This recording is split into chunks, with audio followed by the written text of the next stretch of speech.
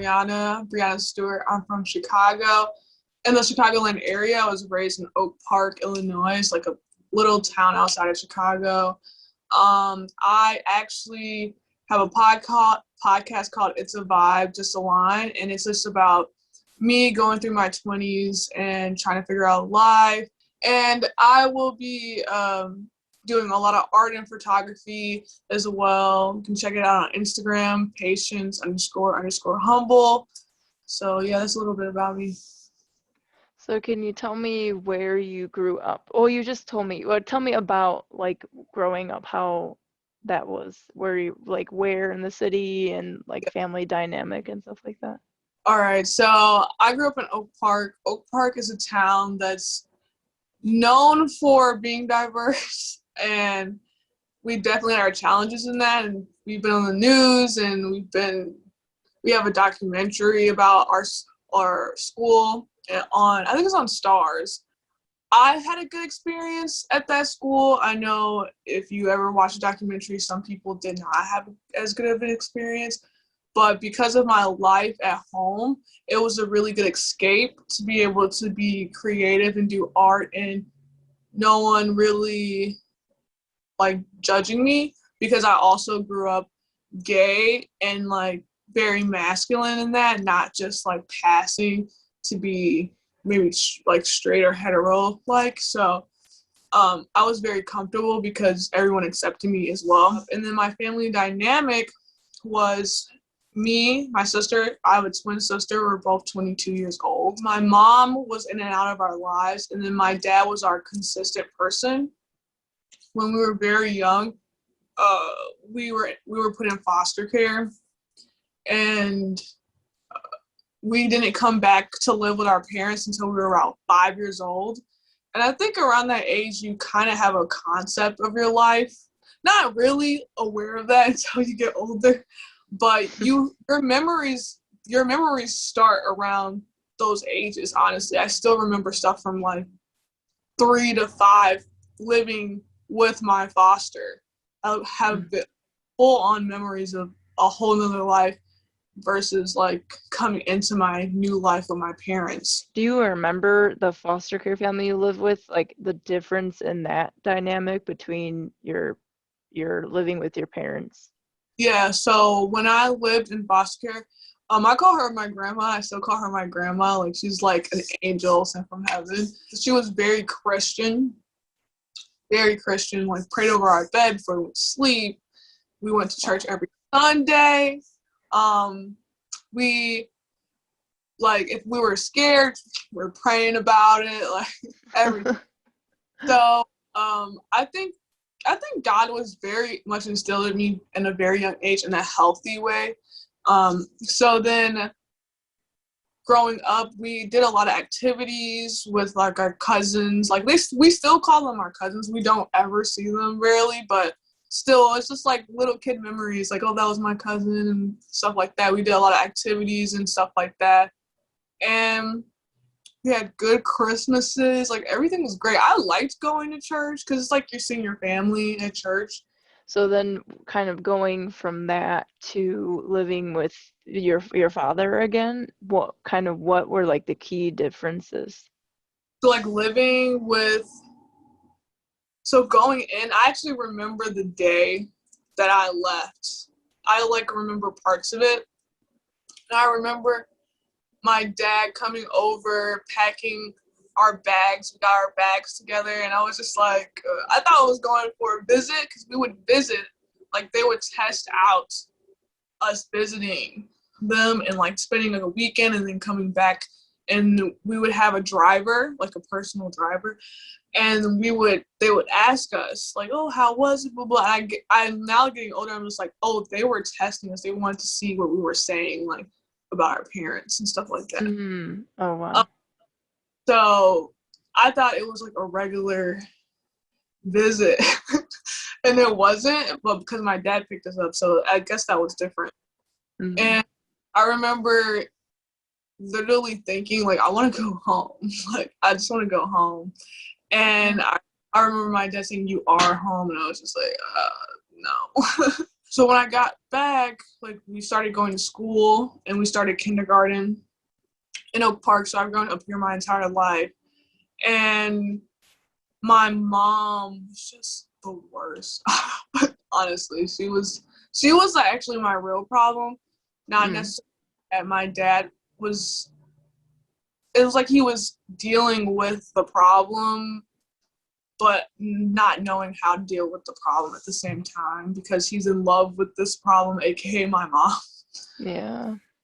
It really really makes you do things that you don't think you would usually do in a stable setting, you know. So I have understanding now, but then I would be looking at him like, why do you let this woman come back here? Like, why do you let her keep doing those things? And then for a long time, I remember when I got older, I asked him like, why did you let her keep coming back? Like, why did you let her do that? But Mm. his mindset is like, well, you're not there now, and she's not here now. So it was just like, I remember when he said that to me, it felt like a slap in the face because it's just like, Not really answering the question. hey, yeah, I need some closure here. I need to know why you kept bringing her back. Do you feel comfortable sharing like what her Yeah. issues were? So my mom, like, she did a lot of drugs. I'm not sure exactly all the drugs she's done, but one thing that she would say she was doing, she said she was like smoking weed. But now I'm older, I'm like, yo, you are not just smoking weed, you're on some other stuff. I And know, right? You get yeah, older and then you're like, oh, I actually know different drugs and what they do now, so I cannot fool you. exactly. And it was also, I think she had a lot of depression. Like now that I know what these things are, she had a lot of depression from her childhood. Like she's had more than just me and my sisters. She's had other children that she did not get to keep, and loss of her son, and having kids at 14. Like just a lot of trauma, right? Wow. Yeah. So I'm just like, now I'm older. I'm just like, wow. So, well, back then, like, she would like abuse us, like physically hit us and abuse us for no reason. Like, anything could tick her off. Like, you don't know what's going to happen. You honestly, I know there's some people who can tell what type of day it's going to be. I did not know what type of day it was going to be. Like, she could Mm. be smiling. She could be smiling, happy, and in 2 seconds be mad. So you just don't Wow. know. Very quick switch type of person. Mm. So I learned how to just tiptoe around it or like please her, make sure I'm trying to please her the best I can. She would just verbally abuse us, emotionally abuse us, like call it names that I should not have known, like at that age, like bitch, like older people say wench. I don't know if you ever heard of that, but like wench. Have you heard of that? I've heard like wench. Yeah, like something like that. And Yeah. like I remember at one point she got mad at me or something, and I just vividly remember her saying like I will beat you like a woman in the street. And then now at this age, I'm like I was like probably like 10, 11. You know what I'm saying? Mm. I'm only 22. Yeah. So we were treated like adults so early. Like we were treated like grown women so early, like being talked to like grown women, but in a negative way. Not like respectful, treating your kid like a person, but like Hmm. treating someone as if like they're out to get you, as if they're like an adult with actual intentions to hurt you. Like I feel like she would really think that we were going against her or had something against her because of his situation. He didn't know he's better now. I think it's because I'm just an adult and I try to teach him, but he just did not know how to talk to us. And I think it's because like maybe his relationships and my mom's relationship, like all he knew was to yell. Like that's the only thing he knew that's gonna get through someone's mind is yelling at them. So Hmm. he yelled at us. there was times that he actually was physical with us and like overstepped his boundary when it came to like a whooping or something. It would just go from 0 to 100 because also as me and my sister got older, like middle school age, but still our mind was kind of like older than what we were. Like we, Hmm. to the point like we weren't trying to get hit or beat up anymore. So we would Right. physically like try to fight back or like curse him out or like just be something that I'm not, honestly. I'm really not the type of person, but at the time, like I felt like that's how I'm gonna protect myself. That's how I'm gonna not let someone hurt me or stuff like that. And in a way, I feel like you also became like parents for yourself and for your parents too. Yeah. So was your mom like, how often would she come back? Was it like every so often, then she'd be there for a long period of time, or it was like pretty come and go? It was like she would stay for a couple months and then she would leave because my dad kicked her out when she would be in like a homeless shelter. And I remember there was times we would visit her. It was one homeless shelter, it's on the north side. And she stayed there for at least 1 or 2 years. And I have like not good memories there.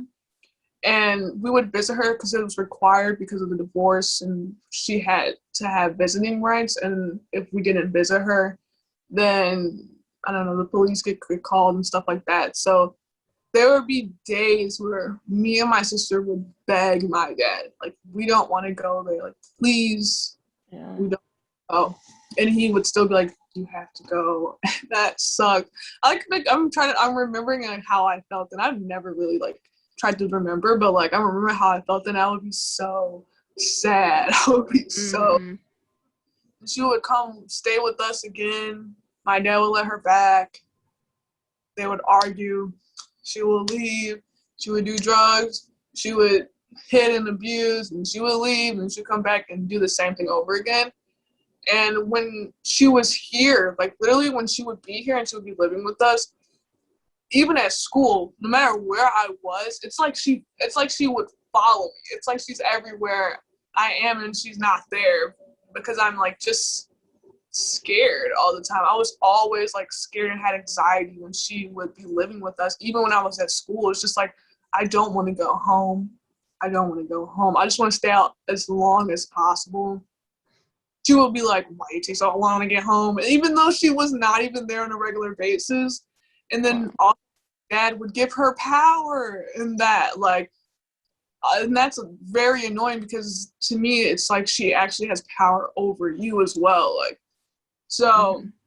he would like be like, ask your mom. I'm like, ask this woman what? She pays for nothing. She does nothing. Ask this woman for what?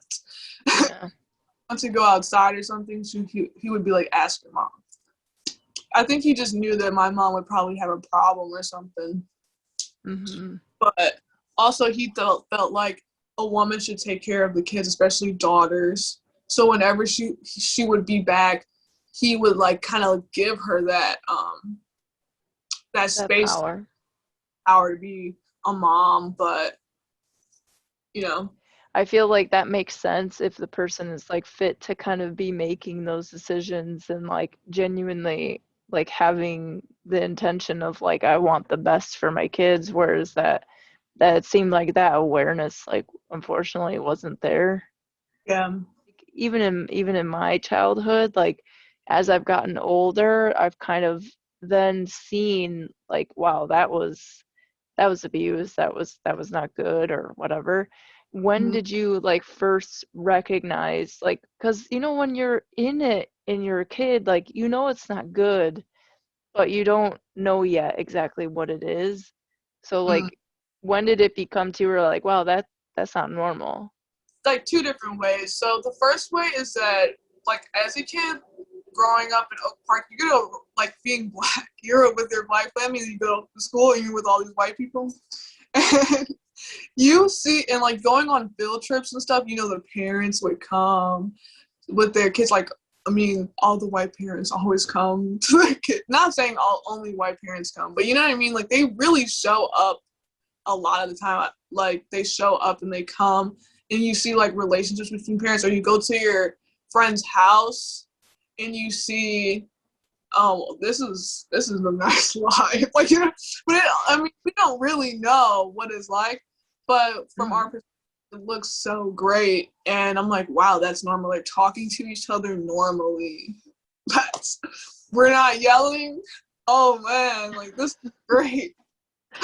Yeah, I um, feel that. so I would be like, oh, that's how you're supposed to talk to your kids, like, you know. And then I had a mentor, and it was like the first person like I just laid everything out on, and I told everything about. And I remember one story I had told her. She just started crying. She had to leave the room. Yeah, Oh, she just like started crying, and then she came back and she gave me a hug. And oh, wow. yeah, and I was just like, dang, because I'm not crying about it, you know? It's just like I built Mm-hmm. such a strong, thick skin to it, I Yeah, guess. It's like I'm not crying about it. Like, let's like move on, I guess. I'm really the type to like, let's move on. Like, if something bad happens, I'm like, it's over, let's go. Let's move on. mm-hmm. Which is kind of not good, but at the same time, it's just like, it helps me get through at the same time. I So, understand. Yeah. um, for her when she heard it, especially knowing my personality, like no one really expects, like people expect people that have been abused to be angry and to be mad and to be just mad at everything and everybody. And I'm just not like that.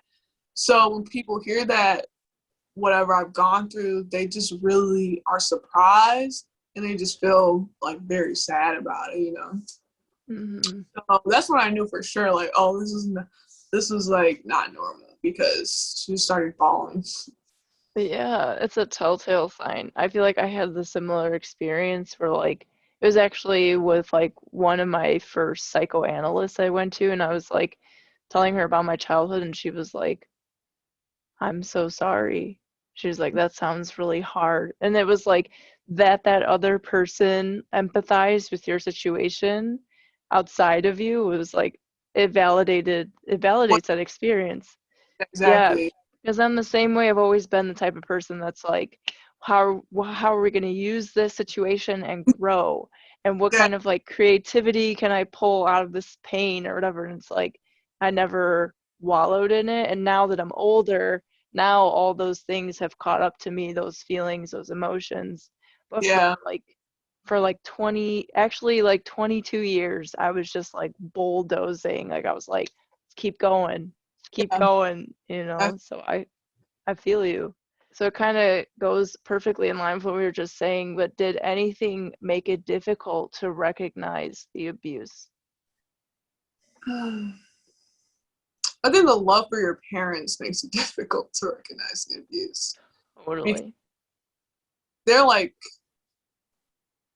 they're supposed to take care of you. Like you think so highly of these people, and they say they love you and they show you. I mean, my mom, for a person like abusive, like she did show me affection in some ways, but it was so rare.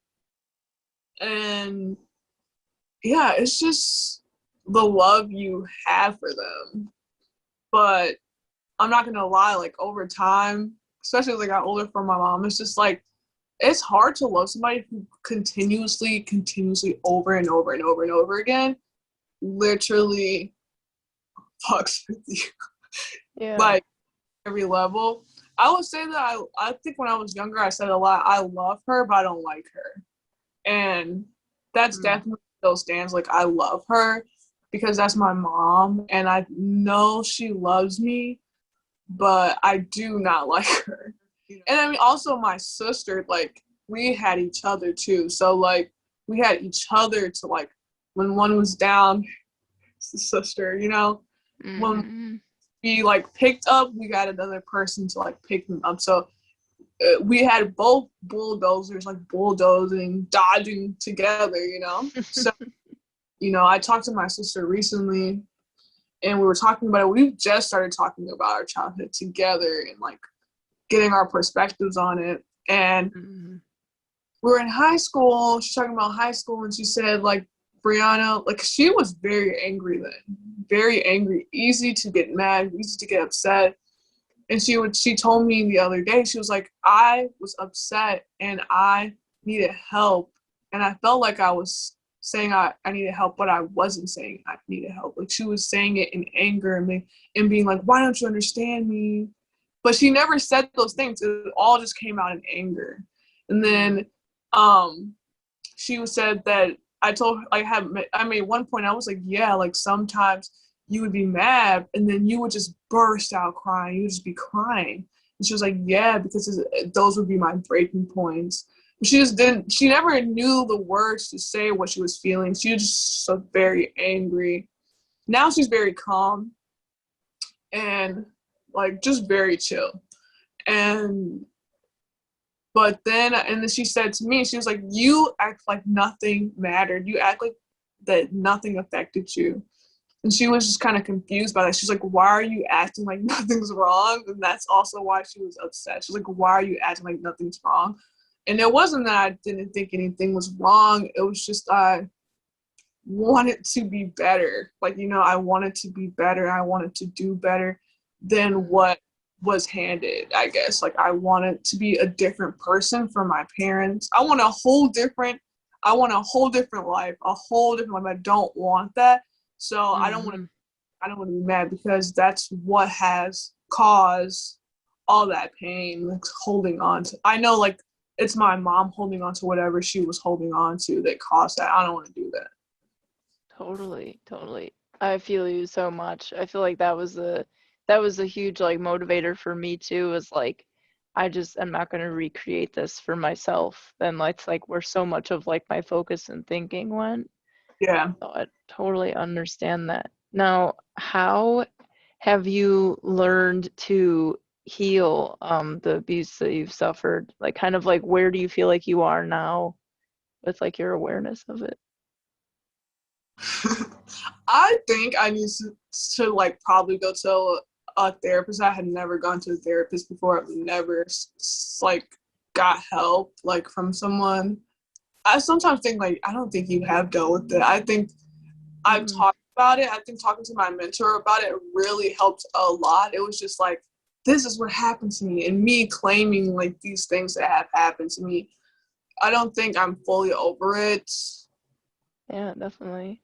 Suppressed it a lot. I think I suppressed it a lot because my sister says that there's memories that I don't remember, and like she told me that something about that happened to me when I was younger, and I realized that I blacked out in that situation. That literally, I remember the beginning and I remember at the ending, but I don't remember what actually happened to me. And I thought that was crazy.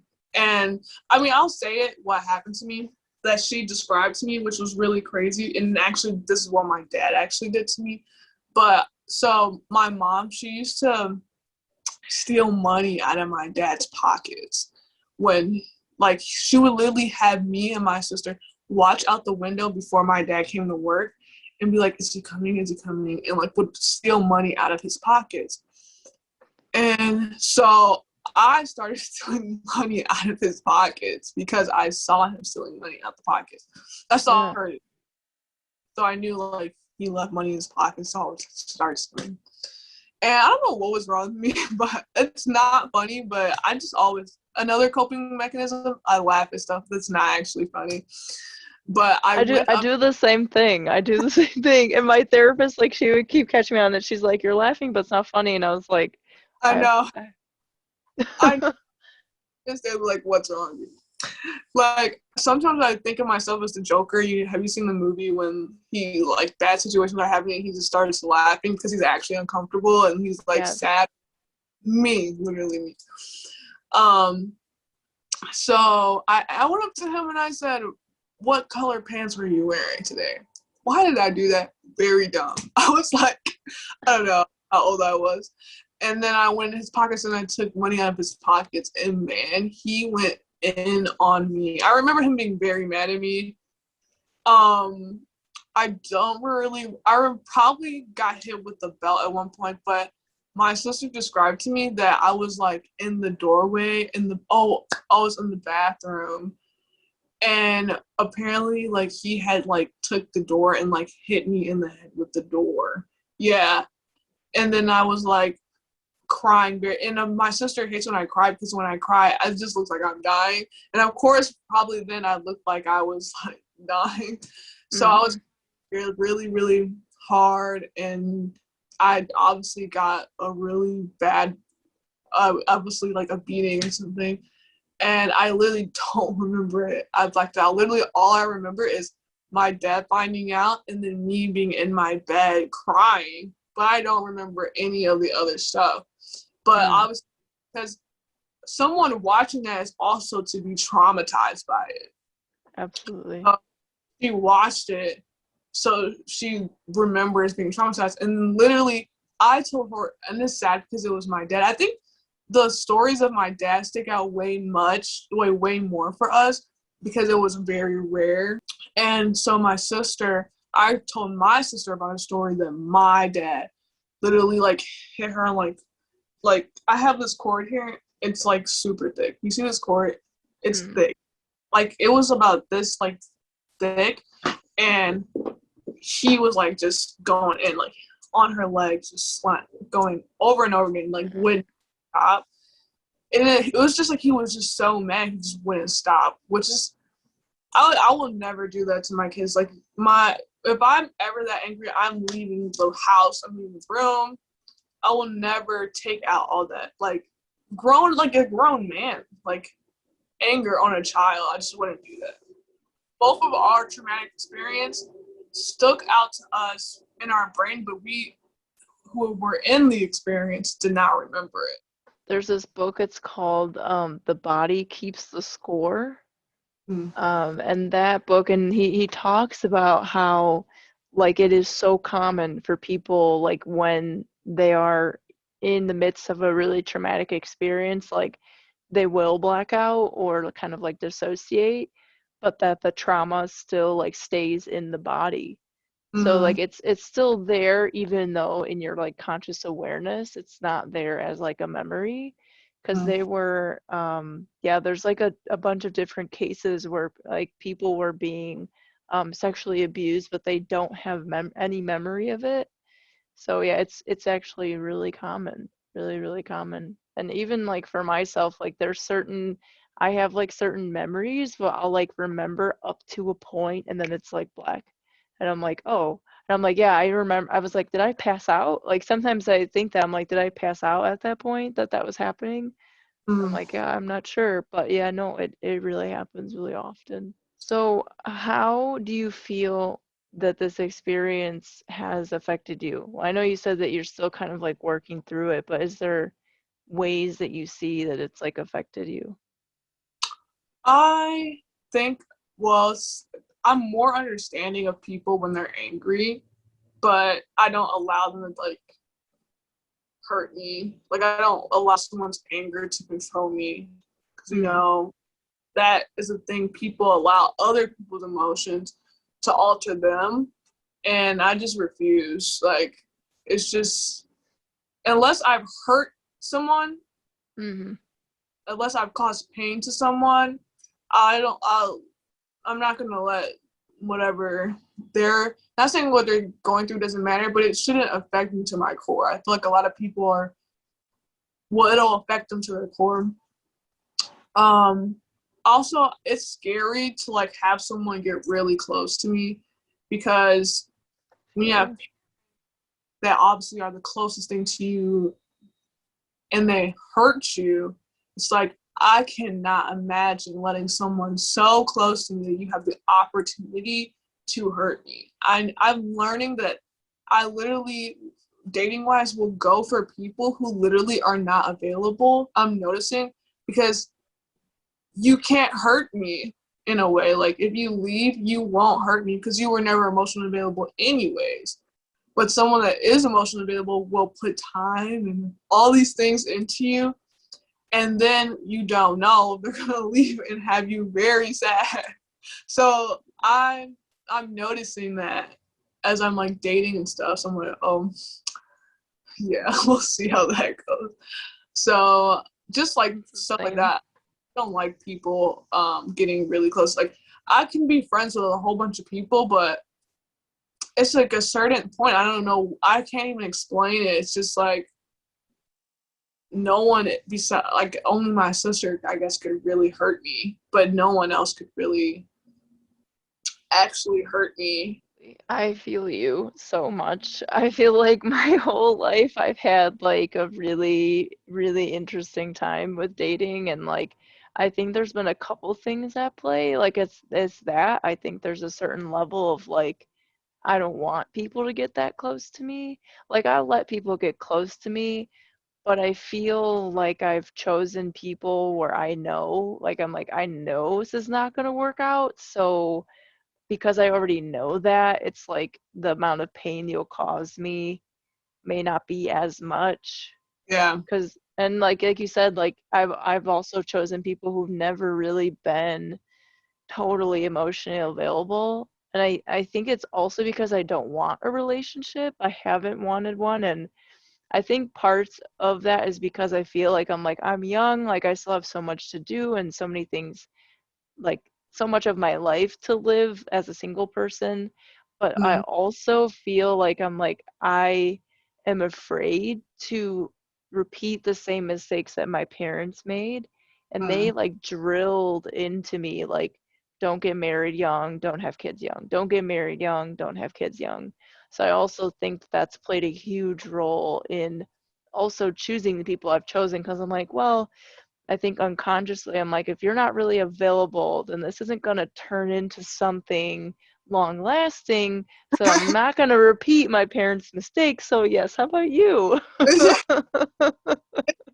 Exactly. And but also what's really weird, I also was talking to my friend about this. I crave to be a good partner at the same time, which Feel is so that. I crave to be like a good person to my significant other very badly. It's just like but like I don't want at the same time. It's so weird. I literally think about it all the time. Like, what would I do? Like, if I was with this person, blah, blah, blah, like what? But you don't even want that. Like, it's like so weird. Yeah, Um, I feel I that. wish like I'll meet someone and they'll just stay forever. Like I'll just meet them and we'll be staying forever. I don't have to think about any other person ever again. You don't have to do it. It'll be fine. I wish it could be like that, but it's like you need to date to learn about yourself, really, not even what you like and what you don't like. And Mm-hmm. another thing that actually, this is actually really big, which is like might be problematic since like some of the people watching, but because of my mom was such like literally my biggest horror. I remember someone asked me, "What's your scariest thing?" And I thought the first thing I thought was like my mom. Like she's scared, and Yeah. so because like she was like the first like Black African American person I ever came like really in contact with, like like the trauma had correlate. Like obviously I didn't know I was gonna be gay, but when dating, I noticed like I'm so picky if it comes to dating a Black woman. Like more than I would be picky to date any other race. And I was like if a woman like, and it's not to do with their race, literally, it's like seeing your mom in these people. It's very bad. It's like mommy issues. So Mm. just like not that I have like obviously I don't have anything like my all a whole bunch of my friends, my bestest friends are Black, but when it comes to dating a Black woman versus being best friends with a Black woman, it's so different because it's like if they're because like there's some sassiness, so it's like if they're too sassy, I'm like no, if they're too yelling Too much loud, like your mom. really like being loud, it's like I'm like no, I can't like because of that. That's really it's just so I always feel guilty. Like I literally feel guilty about it because it's not those it's not those women. It's literally me. It's like I'm scared of them. Like at the same time, but it's like Yeah. Like, I get really bummed out about that and sad about it sometimes. It's like, But it makes sense because yeah. your brain, like the way that your brain works is like kind of like it's in survival mode pretty much all the time. And so your brain kind of like, picks up images, picks up traits and qualities and stuff and attributes it to something that has caused you pain, that has been a threat in ways to your survival. So then when your brain kind of picks up anything that like resembles that threat, those alarms kind of go off. So yeah, it makes sense. It makes complete sense because I've even had that happen where like I've been jumped, I've been like attempted robbed, like stuff like that. I've had some crazy shit happen, and like after it happens, like I'll remember that person's face for a while, and then anytime I like think I saw their face, I'm like, oh God. I'm like, wait, no. I'm like, that's not reality. That's this. And it Mm. takes time, it takes time, and it takes like the willingness for like when it comes up to just like look at it and like see it for what it is, and be patient. Thank you for not making me feel bad about it. No, of course not. How or like what advice could you give others who have experienced parental abuse? Mm.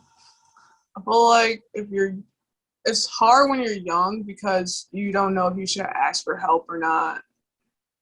Like, you don't know who can you tell and who can't you tell. I think if you have good friends, if you're young and you watch this, like, if you have good friends, you can confide with them and make sure like they kind of keep you sane.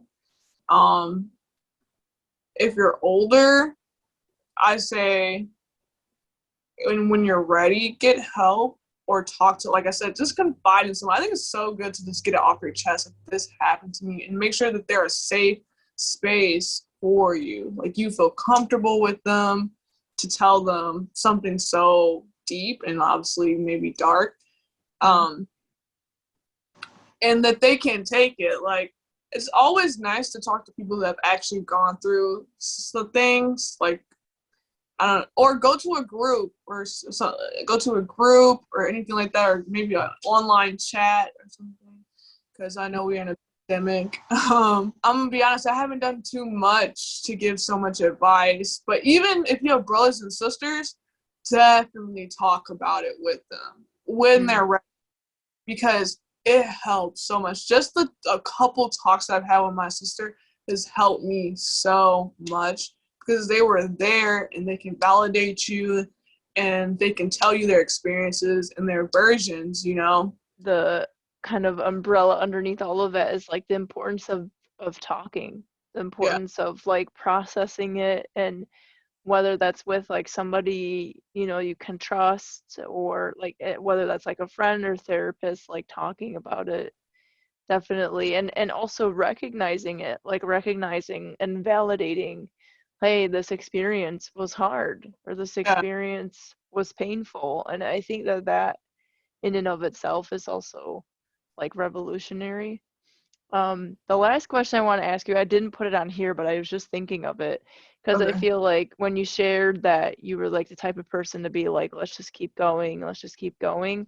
So, like, when trauma occurs, for a lot of people, there is what is called, I think it's called adversity activated development, where a new like quality or character comes through the personality for the person. So the Mm, trauma actually affects them positively. yeah. Um, yeah, would you say that there's any kind of positive effects actually from these experiences? I honestly feel for the most part I've gotten mostly positive effects. I guess we're using this camera now. Okay, so you were saying mostly it's affected you positively. Yeah, so like loyalty for sure, number one. I'm a very loyal friend. Even I'm loyal to people I barely know, literally. Like, as soon as I'm like, I like you. I like you. And you have to give me a reason not to like you for me to not care about you in a way. Like, Mm. I'll still go out of my way for people I barely know all the time. So, because I feel like a lot of people have gave me opportunities and chances and second chances, but I feel like as a young person, people would have probably looked at me differently, you know. So loyalty, communication, communication. I Mm. don't yell. I'm not trying to yell at anyone. I'm trying to talk to someone very clear. If I have a problem, I want to get the problem out the way. I want to talk about it. Is the best way I can. The thing about that, I think I might have one bad tweak on that. Is just that I notice I can't get riled up, but I don't notice I can get riled up because it's so rare. So like, I don't. Mm. So when I do, I'll be like, whoa. I'm not in that situation anymore. Like I don't have to go there. I can relax. I have to remind myself I can relax. So, but I literally try to put myself in a position every day where I do not have to be there. And if someone is trying to get me there, to take myself out of the situation. Um, Mm. so I have awareness of that. When I'm getting there, walk away, walk away. And loyalty, I always like showing up for people because I feel like I was like, Dad, you said we're gonna do this, don't do it. You said we're gonna go Mm. do this, don't do it. So when I say I'm gonna do something, I literally always just show up and try to show up every time. And if maybe something comes up, I just say ahead of time, Mm-hmm.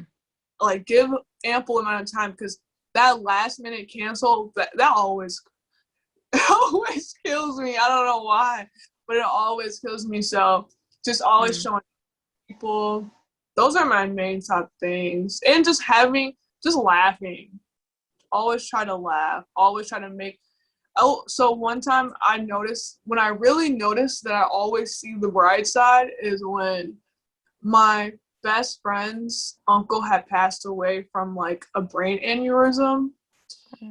And it was really sad. Like he passed away in the bathroom. He was like literally in the bathroom saying that he had a headache with his boyfriend, and he was like getting dizzy, and then the boyfriend like had him in his arms, and he literally just he said, "All I see is black. All I see is black," and he passed away.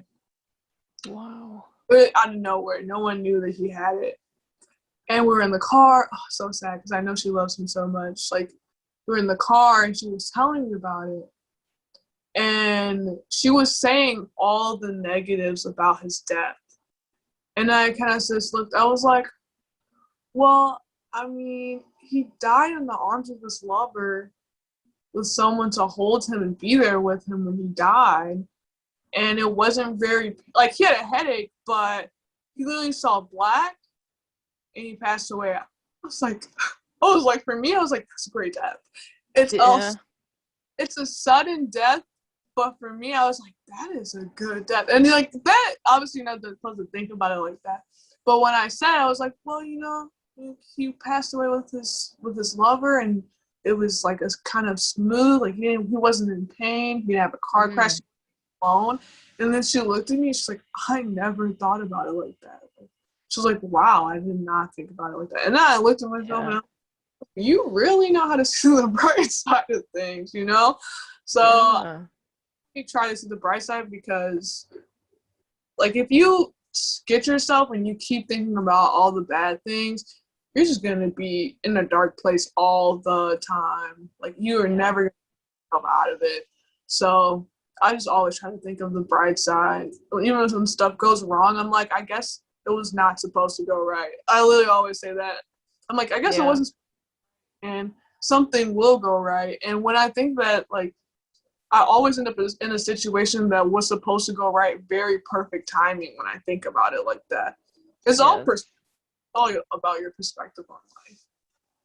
Absolutely. Absolutely. And like there's times where like things like won't work out and then I'll tell myself I'm like you will figure out at some point why it didn't and Yeah. you'll see. And there always comes a point even if it's like years later Yeah. I'm like this is why.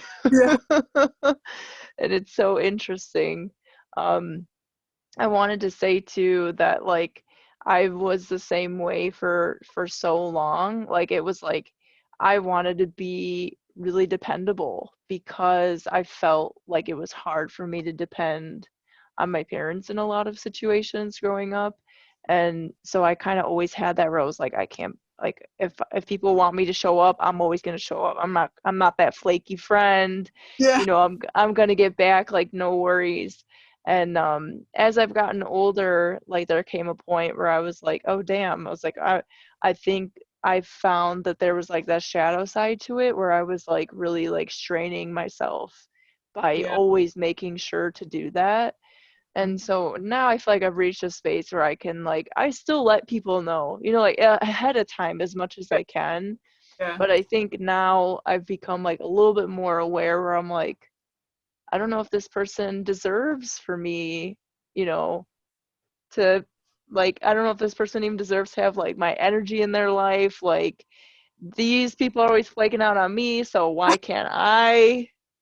I just literally just started learning those things. Just started learning those things.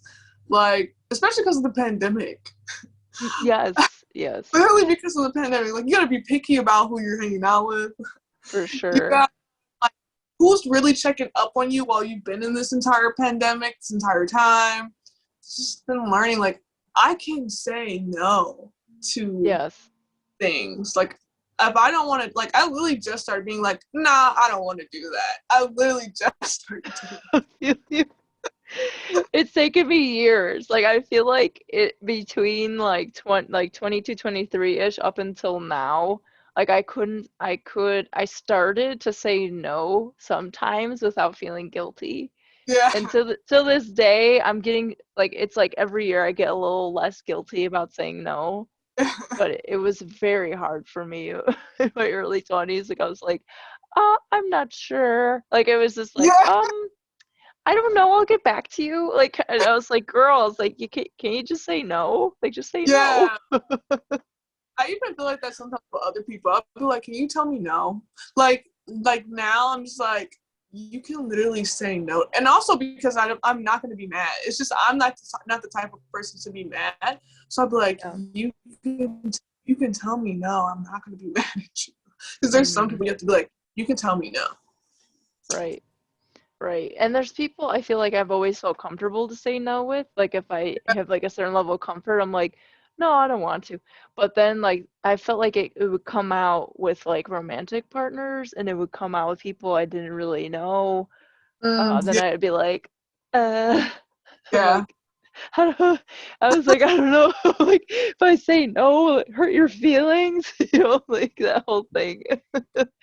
Do you believe like this is so random, but do you believe in God? Because I feel like for me, I feel like people when I'm dating and stuff, because I'm gay and stuff, like, they expect me not to believe in God. Like I really feel I'm like, why can I not believe in God? Because I'm gay. Like you know what I'm saying? Yeah, yeah, no, so I say this quote a lot is that I don't believe in God, I know God. That's good. And it feels very true for me because it's like, and I think it's also an important distinction to make, especially because I feel like both of us are part of like progressive groups and movements and things like that. And like religion and especially like traditional religion is very much not a part of those progressive movements most of the time.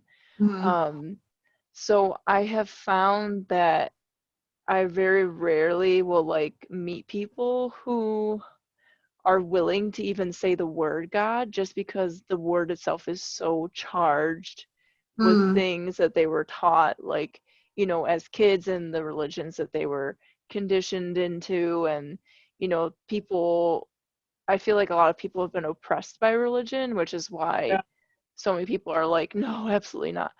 But I feel like I've worked really hard on having my own ideas of what God is for me and having my own like spiritual experiences to know like, oh yeah, there's more to this than just this.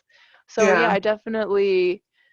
I feel like I feel very connected to God and like what that kind of like higher power, however you want to say, means to me, but I find that a lot of people I've dated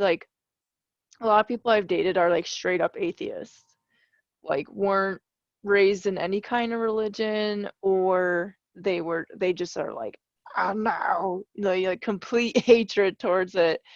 Mm, Um, and then I've had people where it was like, I feel like I've only had like opposite extremes. Like I've had the one end where they're like secretly extremely religious and secretly have all these like internal battles going on, and then mhm, the other side of it where they're like absolutely not, like nada.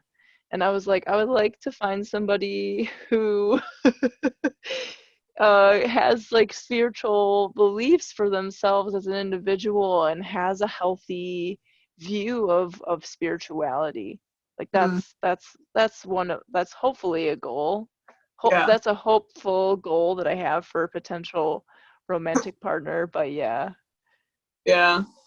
I've had a lot of, honestly, I don't think I've really asked everyone that, but the last girl I was talking to, I didn't think she believed in God. And I was just thinking, like, dang, it's going to be hard to be out here. I hope it's not hard. It's going to be hard to find someone that's like gay and then also believes in God. So it's just like, it's kind of, it's not the end all be all, but like you said, like something spiritual, like something, Yes. like when people, not saying this is a bad thing, when they don't believe in nothing, I just get kind of confused by it. They're like, this is it. And when I die, that's all it's going to be. And I'm just like, how can you think that? I don't understand. I But feel that way. I don't understand because like this is just skin and bones, and you can feel like if you can feel each other, like empathy, like energy between people. The simple fact that you can feel someone staring at you across the room, you know what I mean? That is Yes. that's literally something. They literally someone staring at you and you turn and then they actually are staring at you. Like that's crazy. If it was just nothing, nobody would feel that. Like nobody. Yes. Absolutely. And I think like almost feel like someone being an atheist is like more of a turnoff to me than somebody who's like more religious than I am, for example. Just because I'm like, if you don't believe in anything, for me that shows me that there's a certain level of like narrow-mindedness and certain level where I know in types of like conversation I can have with people, it'll never reach there because I'm Yeah. also like, I love having conversations with people where like we can go off on all these routes of like, what do you think? Do you believe in parallel universes? Like, and it's like, whatever, like, even if it's not real or not true, I feel like it's still like such a fun conversation to like kind of explore the possibilities of life in the universe. So, like, when someone can't have those conversations with me because they're like, this is it, Yeah. I'm like, you're boring. Sorry, bye. Also, I was thinking, like, I feel like like if they don't, if they're atheists or something or stuff like that, I'm like, I feel like it's the less they know about themselves as well. If that makes sense, because I Yeah, was like, when you think that that's it, you don't think that you need to search anywhere deeper at all for yourself. You don't do any like spiritual search for yourself, or you don't have any growth at all. right.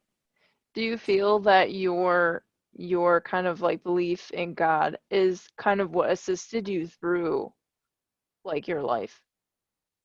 Um, I literally, this is my actually my real belief that being with my foster parent, like my foster grandma, like the fact that I was like 3 to 5 in the instillment of God was with me the entire time. I literally feel like when I go back and I look at things and I see things, I was like, dang, God was with me the whole time. He never left me in any of those Mm, cases. And I think like my grandma, she would pray over me all the time, like knowing my circumstances, praying for me. You know what I mean? Like I hmm. know her prayers were very specific, Yeah. and like that I always say like she's a guardian angel. She literally is an angel. I literally feel like when she dies, she'll be watching me forever until on. Wow.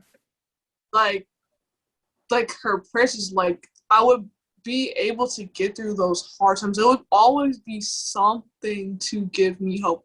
My mind, my imaginary mind. I remember being in my car, in the car, my parents would be screaming and yelling, but the music in the back of the car would keep me like in my own world, my own bubble, keep me safe. I would just, I love music, so I'll just go into the music and I'll just come up with scenarios in my mind of me doing a whole nother thing, and I'll come Wow. out the made it home. You know what I'm saying?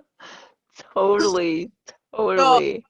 so like even the friends I had at the time, I'm just like, wow, like he had to be watching me the whole time. Like I had to be had hands on me the entire time, like because Yeah. there's no way that I'm this okay, and my sister too as well. Like we are pretty like no pretty normal. Like nothing is like so like I'm never struggled from like depression or anything like very deep like how I see other people struggling, especially like now I'm getting older and my friends are struggling with things. I noticed I never really did. I'm not saying I never will or anything like that, but Mhm.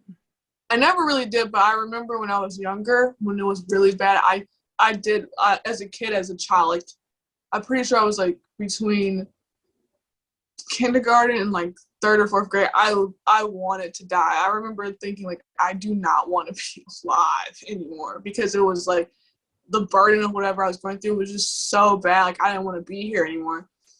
And but I got through it. I guess going to school or whatever. I did not ever. I didn't plan like a suicide or anything. But I just remember being so low. Mm. But as I got older, I've never felt that like being aware of everything and stuff like that. I've never felt that, but as a child, I remember feeling pretty bad. Yeah, Yeah, I got through a lot of stuff, so I have to believe that there's a God. totally. Well, even though like you went through like that darker time, like it seems that there's some positivity, like some energy within you that was like carry on, let's go, like, keep going, which that isn't common. It isn't too common. Like when we studied like trauma and like the things that are like activated in trauma and exactly how like the framework of trauma is. And when we did, I remember like reading it and thinking to myself, I was like, wow, like when people actually have like this something, some strength, like push them forward, like it actually is like a rare occurrence. So like that it did happen for you is amazing, and doesn't mean that you won't be sad. It doesn't mean that you Yeah, won't have like these kind of like dark nights of the soul, if you will. yeah, yeah, But yeah, it means that there's something in you that's going to keep pushing forward, yeah. which is a gift, I think, for sure. Well, I want to thank you, like seriously, for being brave enough to talk about this. I know it's hard, and like a lot of people, again, like aren't like I feel like don't even have the strength to like talk about it. So that you were able to, I feel like I always say this. I'm like, if you're willing to be vulnerable about things you've gone through, like it opens doors for other people to be like, hey, if she could talk about this and like look at this, then I can do it too. So Yeah. thank you. Thank you Yeah. for, Because as soon as you said that you had a like a YouTube channel and then you did interviews, I was like, I want to be interviewed because I just yeah. want to talk about it. I guess I was like ready to like really talk about it to like someone I don't know, I didn't know very well, but I liked you right away. So it's just like Me she's too. cool. Yeah. I know as soon as I saw you, I was like, Yeah, I like her energy. It's rad.